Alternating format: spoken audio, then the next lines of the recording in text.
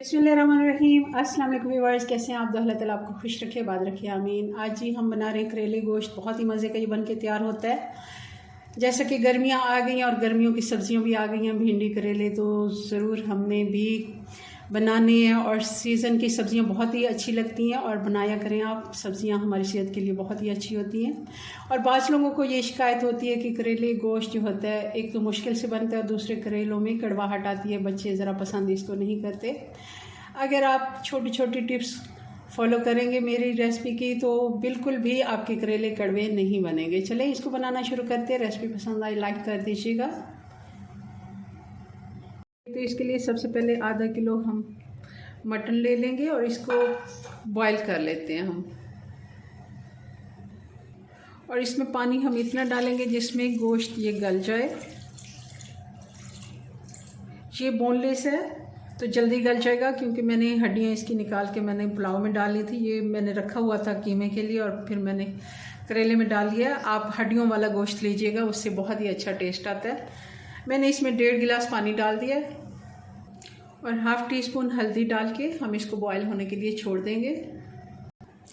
जी तो गोश्त बॉयल हो गया। इसको मैंने प्लेट में अलग से निकाल लिया और फिर से पतीली मैंने धो के रख लिया है। अब आधा कप घी का डाल देंगे। मैं घी डाल रही हूँ, आप ऑयल डालते हैं तो ऑयल डाल दें।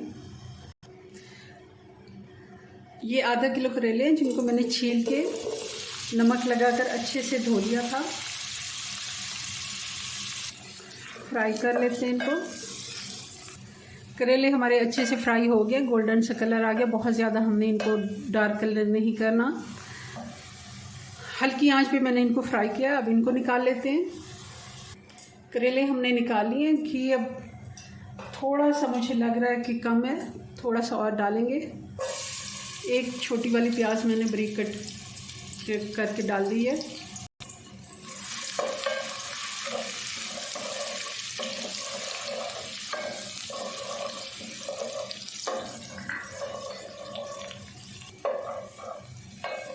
प्याज हमारा अच्छे से सौते हो गया, बहुत ज़्यादा हमने इसे भूनना नहीं है। अब 1 चम्मच ये सिर्फ लहसुन है, क्योंकि हमने इसमें अदरक नहीं डालनी। कभी भी करेले में अदरक ना डालें।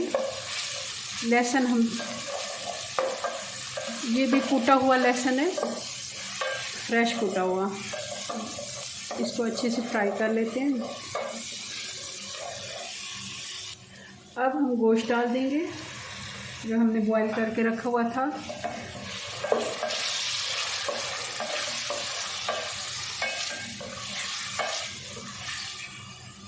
इस जगह पे आप चेक कर लें, क्योंकि मुझे लग रहा है घी थोड़ा सा कम है, तो हम थोड़ा सा और डाल देते हैं।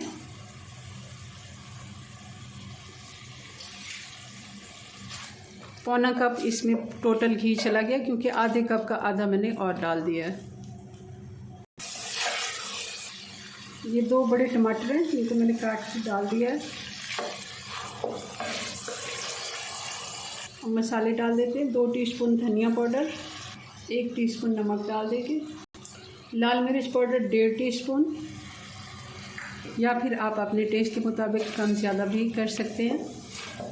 हाफ़ टी स्पून हल्दी, क्योंकि हल्दी हमने पहले भी डाली है। अच्छे से गोश्त की भुनाई करेंगे और साथ ही इसमें डाल देंगे 4 टेबलस्पून ये दही है।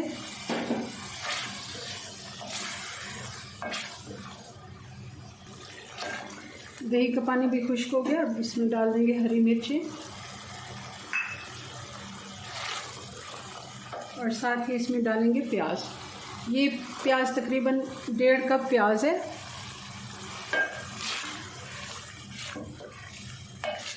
बारीक कटा हुआ।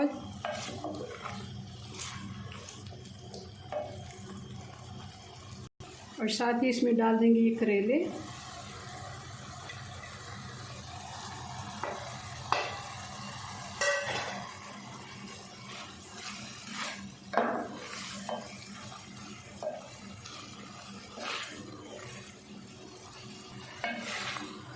अब इसको हल्की आंच पे हम दम लगा के 6 से 7 मिनट के लिए छोड़ देंगे, क्योंकि प्याज ने भी पानी छोड़ दिया है तो टमाटर का भी थोड़ा सा पानी बाकी था। तो हम इसको बिल्कुल स्लो हीट पे 6 से 7 मिनट के लिए छोड़ देंगे।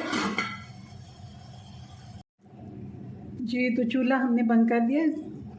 करेले गोश्त हमारे बन के तैयार हो गए हैं। इनको करते हैं डिश आउट।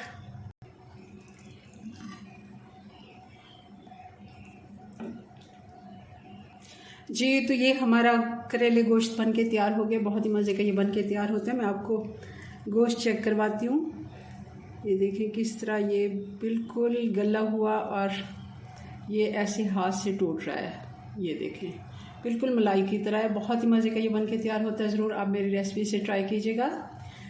करेले बिल्कुल भी कड़वे नहीं बनेंगे और बहुत ही मज़े का ये बन के तैयार होता है। अपनी दुआ में याद रखें। मिलते हैं नेक्स्ट वीडियो में नई रेसिपी के साथ। तब तक के लिए अल्लाह हाफिज़।